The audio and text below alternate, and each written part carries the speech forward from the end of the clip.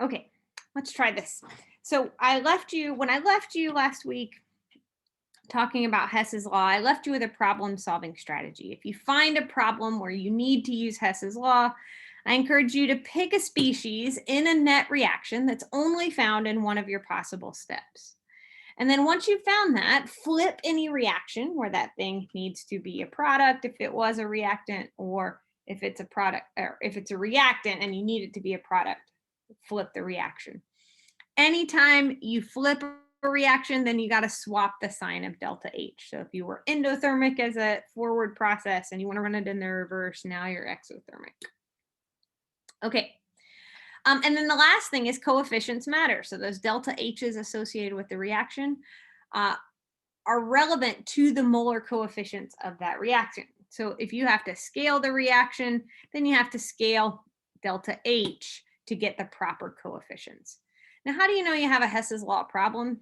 Anytime you're given multiple steps and you want to know the delta H of a final reaction, that's like a real key indicator that you've got yourself a Hess's law type problem.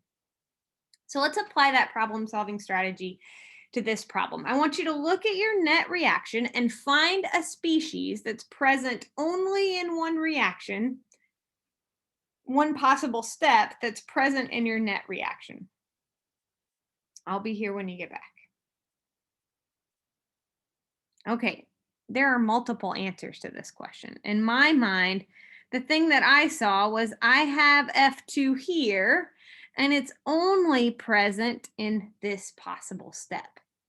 Now notice, in this step, it has a coefficient of 2. I'm going to have to deal with that. You can deal with it at the beginning, or you can deal with it at the end. Your choice. Let's say you know you want that coefficient to be 1, but the step has it as a 2.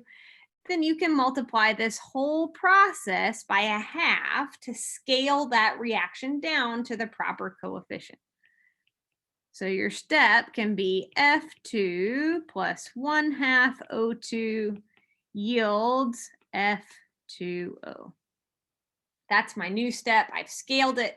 Now, if you scale everything, then you've got to scale delta H. So we're going to say delta H3 now needs to be divided by 2. So I get negative 43.4 divided by 2 would be my new delta H for my step. So this is going to be my step 1 in my reaction. And I have F2 in as a reactant, which it needs to be in the net reaction. Okay, now I can pick another step. I know that I need CLF as a reactant, and I know I need CLF3 as a product, and I don't have either of those things yet. So you can look at the above reactions and you can consider, you do you. I'm going to go ahead and build in the other reactant because I need some CLF. And I know that it's present in this reaction also as a reactant. I can also need to scale because there's 2 of them in that step. And there's only 1 of them in the final net reaction. So when I use that step, I need to scale that step down. So CLF plus 1/2 O2 yields 1/2 Cl2O plus 1/2 F2O.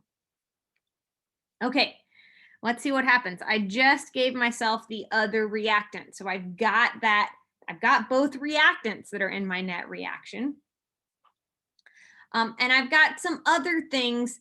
Not all of these things are needed. In fact, none of the other things that are in my process do I want in this reaction. I see no O2 in my net reaction. I don't see any F2O in my net reaction. I don't see any Cl2O in my net reaction.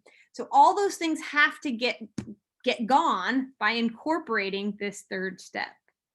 Now this step has CLF3 as a reactant, but I need CLF3 as a product, so I need to flip this reaction.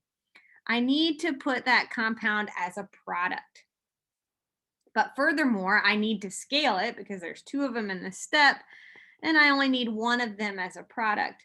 So when I do my step 3, I'm going to flip that reaction and I'm going to half it. I'm going to scale it by a half.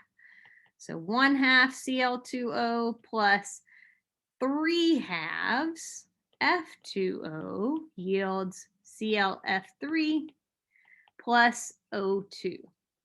So when I scale by 1/2, these coefficients go away and I become 1/2 Cl2O and 3/2 F2O. Now let's see what happens. I have my product that's in my net reaction. I have 1/2 a Cl2O over here as a reactant, and it's a product in the second step, so those intermediates go away. I have 1/2 and 1/2 oxygen, 1/2 plus 1/2 equals 1 as a reactant, and I have 1 as a product, so that oxygen goes away.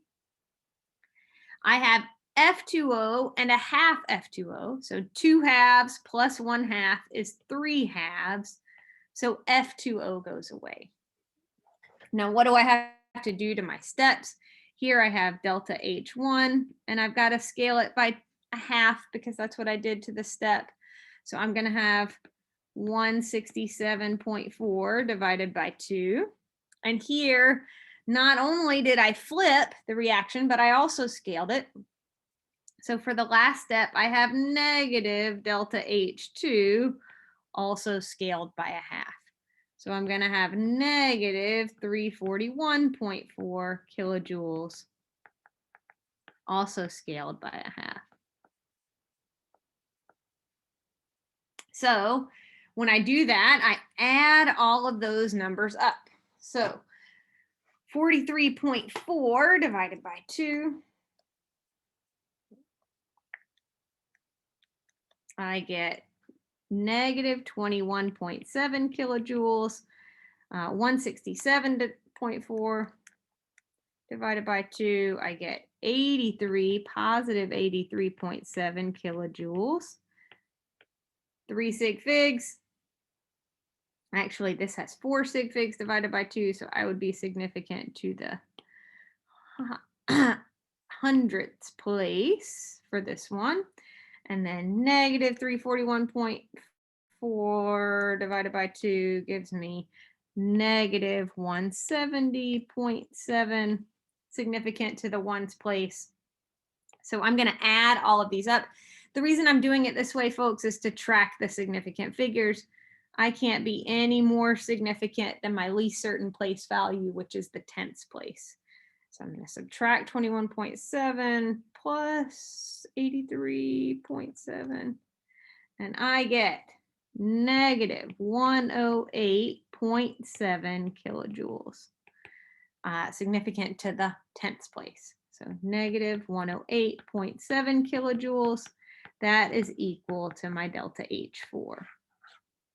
I hope that was a useful example showing you a Hess's law type problem.